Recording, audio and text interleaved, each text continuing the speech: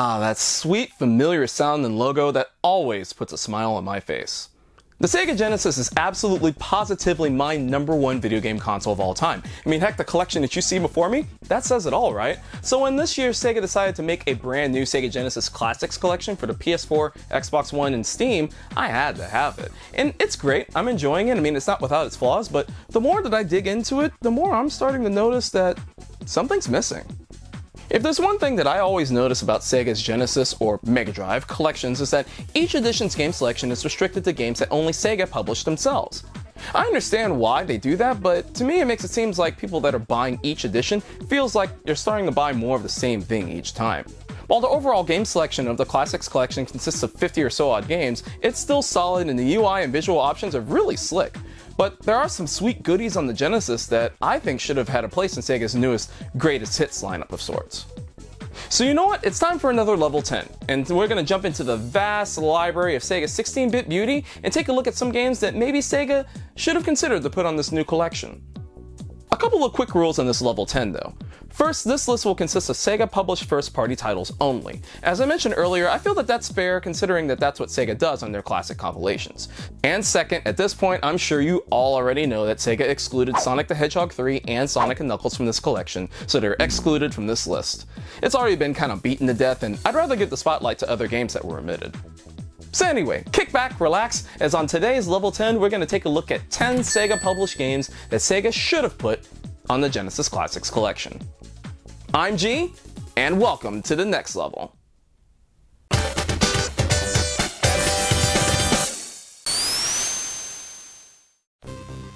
Let's kick things off with one of the more obvious omissions, with Eternal Champions at number 10. During the 16-bit console wars, one of Nintendo's stronger weapons for battle was how faithful its port of Street Fighter II was, and Street Fighter II Turbo was even better. While the Genesis Street Fighter II ports were solid, they didn't really give Sega much of a competitive edge against Nintendo. So in 1993, they came up with their own answer to not only Street Fighter, but to Mortal Kombat as well, with its own one-on-one fighter, Eternal Champions.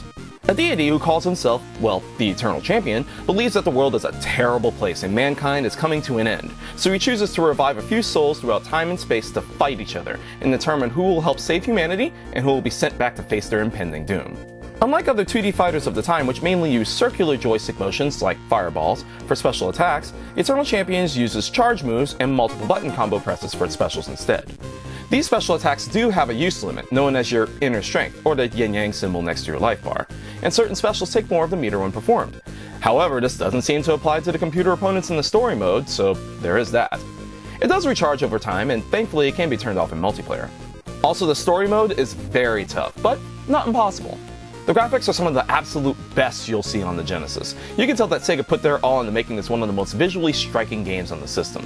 Huge, fluid character sprites, colorful backgrounds without a hint of slowdown, and the action is fast and furious. It pretty much ticks all the necessary boxes for a mid-90s fighting game.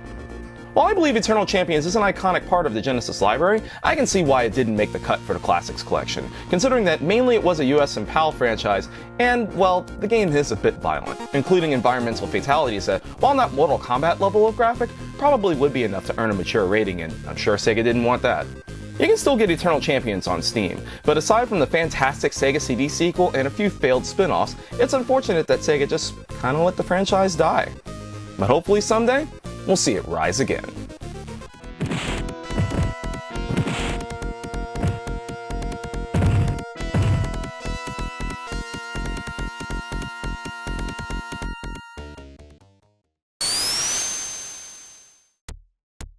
As a kid growing up in 1991, aside from my family, there were 3 things I loved most in this world: video games, the Ninja Turtles, and absolutely, wrestling.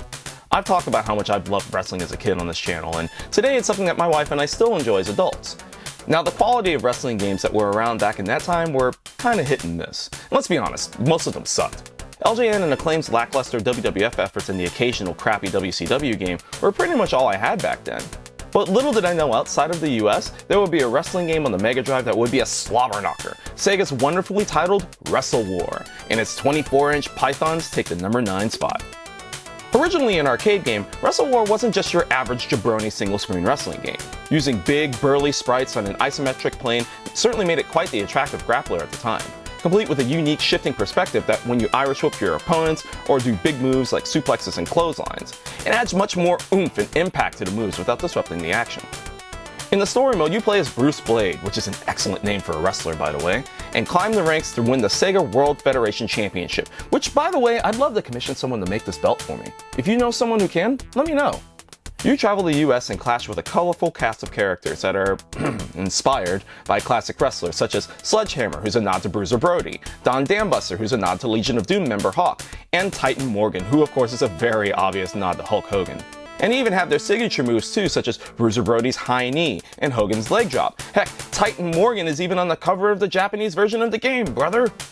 Compared to the stoic cookie-cutter look of the LGN WWF games, Wrestle War's lighthearted and goofy art style is so charming, even if it is a tad simplistic. Its larger-than-life feel succeeds in capturing what an exciting wrestling match has, a good amount of back and forth between over-the-top characters. With the exception of it being part of the Sega Smash Pack on the Dreamcast, which the less said about that disaster the better, the not-so-subtle characters are most likely the reason why Wrestle War never made it to the US, and why it was probably skipped for the Genesis Classic Collection. Wrestling definitely isn't for everyone, and if it's not your thing, I gotcha, I understand. But for those who do, Wrestle War may not be the best there is, the best there was, or the best it ever will be, but it's just good fun. And that's the bottom line, cause, well, you know.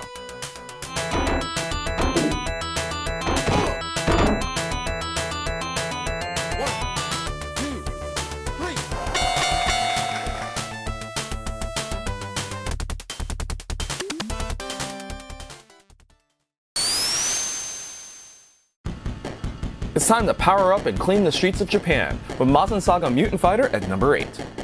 I just talked about how I loved the Ninja Turtles as a kid, so it would only make sense that a game like Mazin Saga would get me hyped back then. I mean, it's an over-the-top Japanese game with giant monsters beating each other up. What's not to love? Based off the manga and anime series Mazinger Z, which is created by famous author and designer Go Nagai, Mazin Saga may have been published by Vic Takai in the US, but in Japan and in PAL territories, which has the name Mazin Wars, Sega published it, so it counts. At first you might think that it's just an average beat 'em up like Streets of Rage or Final Fight.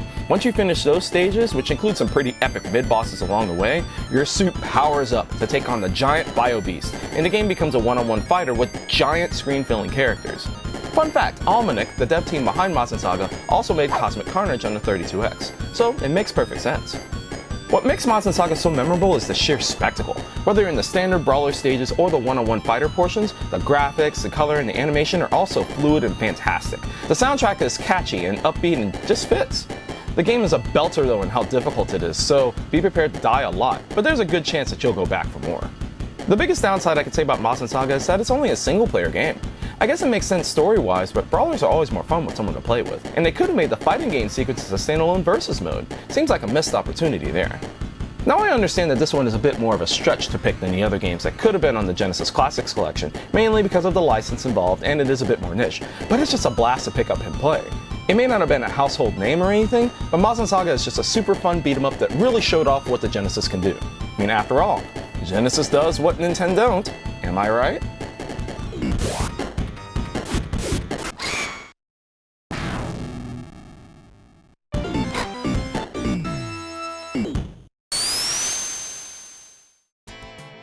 The Genesis is known for being a 16-bit sports game haven, but I can understand why most sports games wouldn't have a place in compilations like these. So I wouldn't have expected something like Joe Montana football, Buster Douglas boxing, or even Pat Riley basketball to make the cut. But I think one sports game would have been nice, and it didn't even have to be one of the major sports genres either. So how about a little Formula 1 racing action with Super Monaco GP, which swerves its way into the number 7 spot. A faithful rendition of the 1989 arcade game of the same name, Super Monaco GP was Sega's shot at making a more simulation-style racing game while still retaining the thrill of an arcade racer, and it does so very well. It's super fast-paced and the control feels just right. Once you play through a few rounds, which I highly suggest spending a good amount of time in the practice mode, you start getting the hang of taking the turns at a more calculated pace, then making up for it in the straightaways, just like a real F1 race. It could be considered to be a bit unforgiving as the game does punish you for driving recklessly, but unlike other racing games at the time, this is meant to be a more simulation game, so, adapt. They also added a World Championship story mode to the Genesis game, where you start a team and you work your way up to the top, but if you fail too much, you're kicked off the team. And while its sequel, Super Monaco GP 2, was definitely an improvement, it does have the same issue where Sega attached the legendary Senna name to it, so that would probably nix that from being on any compilation due to potential licensing problems. I think it's safe to say that Sega doesn't want to get in any more legal matters with the estate of deceased licensees. But the original should be fair game. To be honest, I've never been great at Super Monaco GP, but I highly respect what Sega brought to the table here. It's a challenging, yet rewarding racer that was way ahead of its time. Super Monaco GP is just a super well-made F1 racer that'll satisfy gear-headed fans of the Genesis, and honestly, should have been part of the Genesis Classics Collection.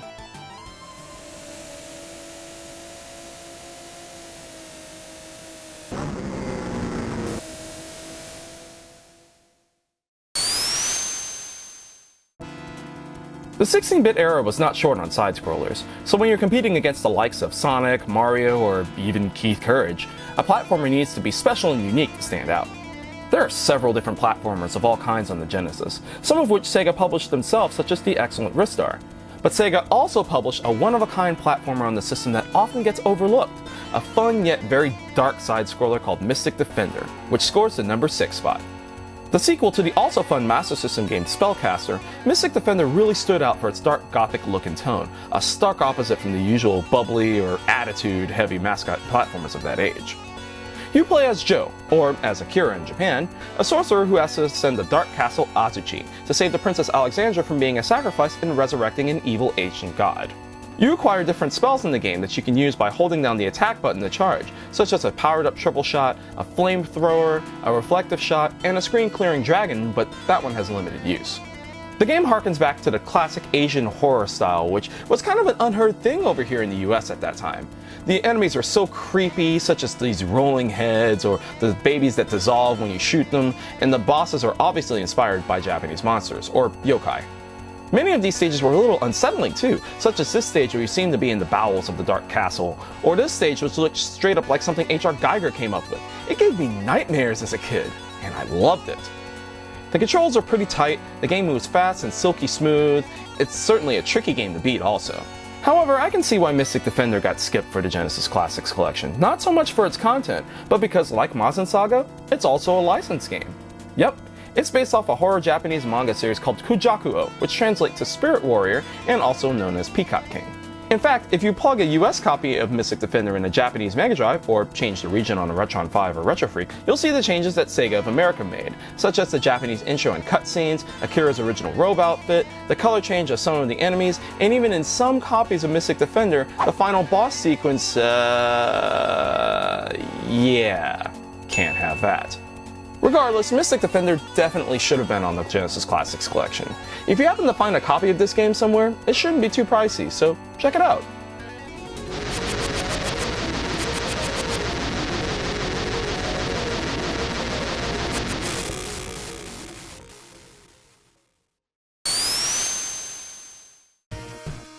It's always a shame when an excellent game doesn't get released in your home region. If there's one shining game that did get included on the Genesis Classics Collection that did not get a worldwide release aside from the Wii Virtual Console, it's Treasure's Alien Soldier.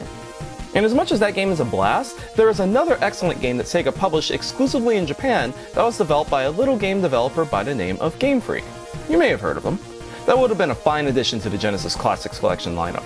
Pulseman, which sparks his way into the number 5 spot. Pulseman is an extremely stylish and colorful platformer that truly was a travesty that Sega didn't commit to a full release of in the US, although it did appear on the Sega channel.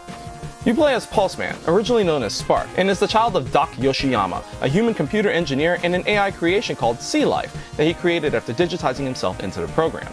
Pulseman was born with the physicality of his father and the electric powers of his mother, and after realizing that he could live in the human world, strikes out on his own. His father then goes evil, and after returning to the human world, starts a cyber-terrorist group that Pulseman and his girlfriend Beatrice must put it into. Definitely ahead of its time for its backstory, and I dig it. Pulseman has a variety of different attacks in its arsenal, like an electric blade, a flash arrow projectile, acrobatic kicks, and a spark ball that when you're charged up by running and pressing the A button, shoots you around the screen like a pinball. If I could say one thing about Pulseman that sets it apart from other platformers, it's that it just oozes vibrance and charisma. You can tell Game Freak pushed the Genesis to its limits with this game, with wild neon colors, a pumping techno soundtrack, quirky unique enemies, and some sweet boss battles. The added strategy of using running space to charge up your electricity separates it even further from something like a Sonic the Hedgehog game. You know, the more I think about it, Pulseman moves super quick, he gathers energy as he runs, he attacks enemies with electric shocks, and flies around the screen in an energy ball. Spark. You think maybe the creation of a certain world-famous electric mouse may have been inspired by Pulseman? I mean, his game was one of the next titles Game Freak would work on, so there may be some sort of connection here? What do you think? Pulseman is an excellent gem that sadly only got released in Japan. If it had made the list for the Genesis Classics Collection, it would have been electrifying.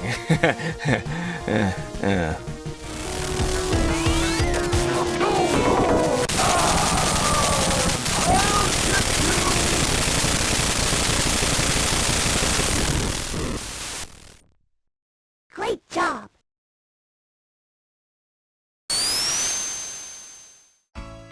Drifting its way into the 4th position on this list, it's the original Outrun.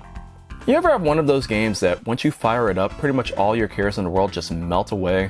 Games that while are so simple, they just have a sublime connection to you that you can't help but smile once it's brought up. That's pretty much how I feel about Outrun. Not only is it one of my favorite games on the Genesis, it's one of my favorite racing games of all time. And for those who have experienced Outrun either here or in the arcade, it's hard not to see why. And that word is probably the best way to explain Outrun as a whole. It's an experience. If you've never heard of Outrun, it goes like this. You and your lady friend start a course in your red Ferrari, or what's supposed to be a Ferrari, as you race to get from point A to point E as fast as you can. Every checkpoint gives you a fork in the road, with the right path intending to be a more challenging option. The stages will alter depending on which path you take, making it either daytime or nighttime, out in the deserts, in the city, or even through stone passageways, which really shows off that old school Sega scaling that Genesis fans like me grew to love in its simplicity, though maybe kinda jarring to some now. Even saying that, I'd say it's one of the Genesis racing games that has really aged well throughout the years, and it's still great to pick up and play. At least until I pick up the allegedly awesome PC Engine port of the game. Someday. The Outrun series as a whole, and yes, that includes the offbeat Outrun 2019, is a near-perfect fusion of tension and relaxation for me, and the Genesis port of the arcade game is no different. It retains the feel of speed with no slowdown, and even captures the wipeout animations as well as they could.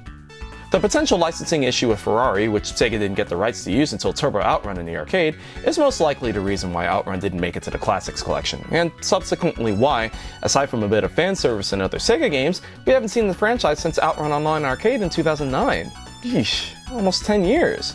And it's such a crying shame that Outrun seems to be all but forgotten by Sega today. And just like I believe there's a place for a new game today, there definitely should have been a place for Outrun on the Genesis Classics Collection. Sega, we implore you, please bring back Outrun.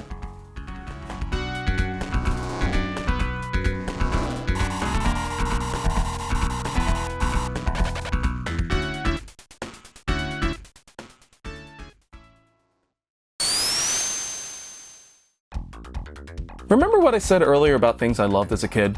Let's just go ahead and add giant robots to that list. Whether it was Transformers, the Terminator, or just robotics in general, they always piqued my young little mind, and frankly, they still do.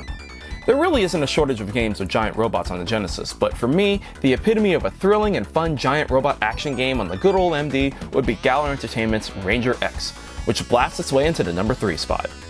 Known as X-Ranza in Japan, Ranger X just does things differently for a run-and-gun game, and it's just brimming with style. The graphics and animation are some of the best I've ever seen on the Genesis, as nearly every stage finds a way to take full advantage of what the console can do. The absurd amount of colors that the game has, the pseudo 3D parallax scrolling, the fact the graphics cutscenes that explain your mission targets, all this blew me away as a kid, and I'm still taken back by it. The soundtrack is catchy and upbeat, yet very ominous and looming when it needs to be, and the big boisterous sound effects just add even more to the experience. But we need to talk about the controls. Aside from the aforementioned Street Fighter 2, this is the game that you absolutely need a 6-button Genesis controller for. While the controls will take some time to get used to, they're also quite ingenious. Ranger X has a left and a right shot mapped to the controller buttons, and the movement of your motorcycle companion X up are as well when you're not docked in, which docking X up gives you its own health bar and a homing shot. This may sound a bit confusing in explanation, but once you play it, after a while it makes sense. So while yes, you do have to press a button to turn around and attack, it gives Ranger X a freedom of movement and action not seen in other games of its type at the time. It's not about just going from left to right and blasting everything that moves. Every special weapon has its own power meter that's replenished by sunlight, so in dark stages such as Stage 2's Cave, you have to watch your weapon consumption, especially when dealing with those dang leeches. You use up on the D-pad to fly, and while flying, your jets can overheat, so you need to monitor that as well. health replenish pods are available that uses your special weapon power, so it's these types of careful management that add a lot of depth to the game. It sounds like a lot of micromanagement, but there's just a certain zen to it all. I mean, you are piloting a giant robot suit, right? But just like the game's difficulty, it never feels overwhelming. Like it's just right. And that's probably the best way to describe Ranger X. Just right. I could gush for hours about how much fun this game is, but we have a list to finish, so I'll wrap it up by saying, in my opinion, Ranger X is one of the best kept secrets on the Genesis. And even with Sega publishing it, it may not have been a commercial success, but the outstanding presentation and the truly unique run and gun gameplay make it a crying shame that Sega let it get lost to time and passing over it for this collection. If you like run and gun action games and you see Ranger X, take it home. You won't regret it.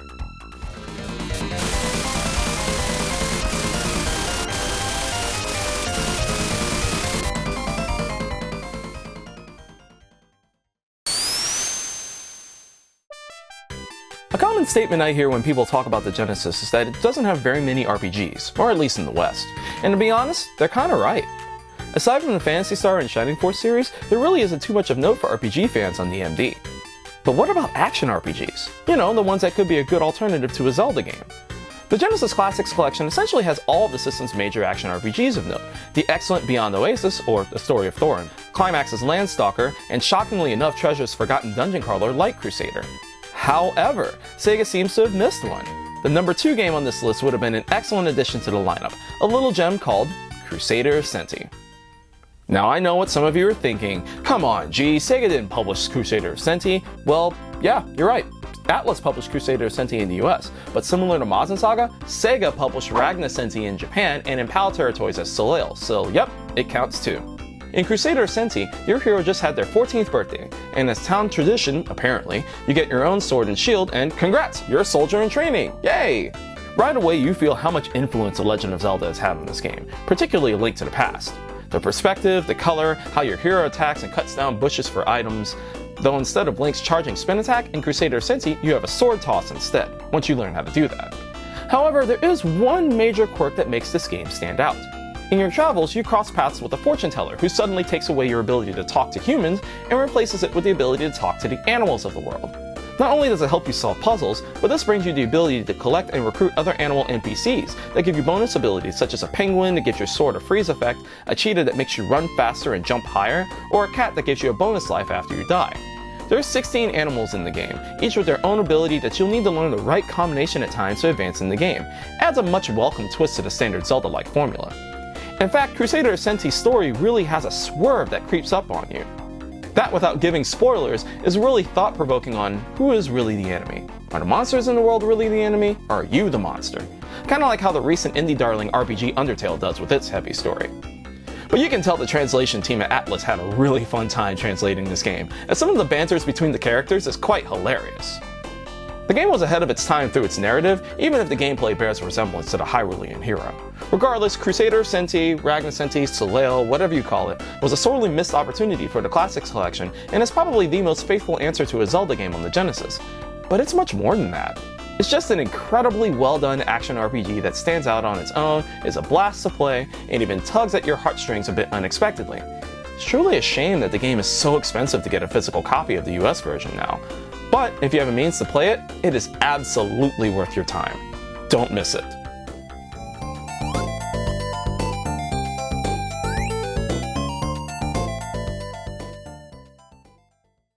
Now, it was really hard to limit myself to 10 Sega published games for this list, so before we get to the number 1 game, a real quick look at some honorable mentions.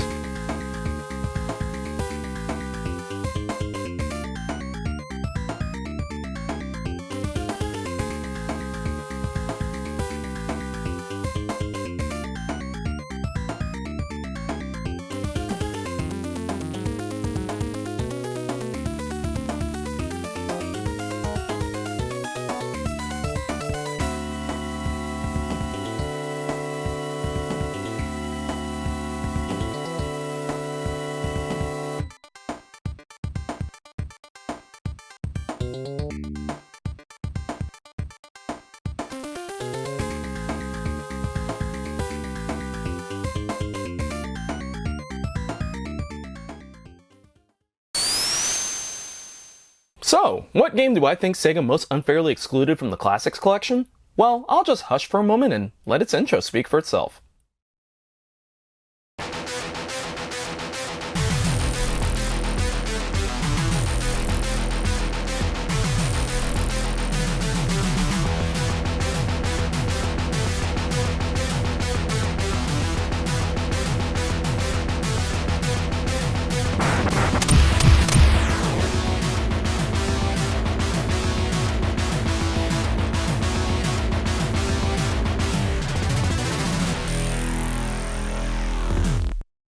Arguably the apex of what is possibly the most iconic shmup franchise in the Genesis, Thunder Force 4, aka Lightning Force in the US, blasts its way to number 1.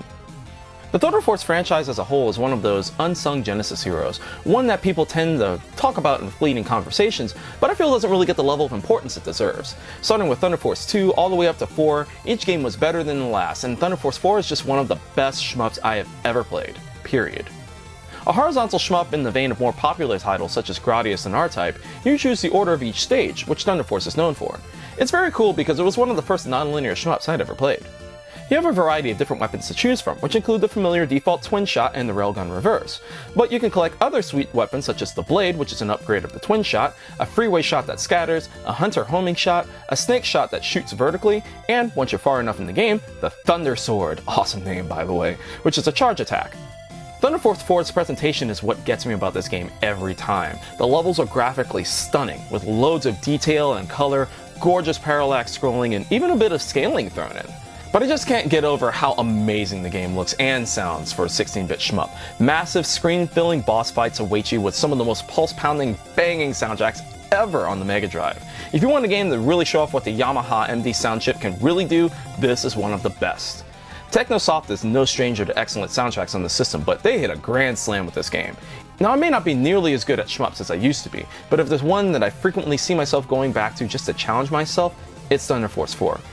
Or I just turn on the 99 life code and just enjoy the experience. Depends on the mood I'm in. The challenge feels just right, and while I realize that some fans prefer Thunder Force 3, and believe me, that's excellent as well, something about Thunder Force 4 just gets me right in the heart. It's just a crying shame that it didn't make it to the Genesis Classics Collection, and while it was snubbed for this, there is hope for this generation to experience Thunder Force 4 on a current console. If you have a Switch, that is. Yep, it's confirmed for the upcoming Sega Ages digital releases that Sega is planning for the Switch. It's a phenomenal example of what the Genesis can truly do, and if they were ever to make a Genesis Hall of Fame, it deserves a place in that wing. It's my favorite game in the series, my favorite shmup on the system, and quite possibly my favorite shmup of all time. And there aren't many shmups on the Genesis Classics Collection either, aside from Biohazard Battle, but Thunder Force 4 would have had a welcome home there. It's a shame really, but if you have a chance to play it now. Do it. Go do it.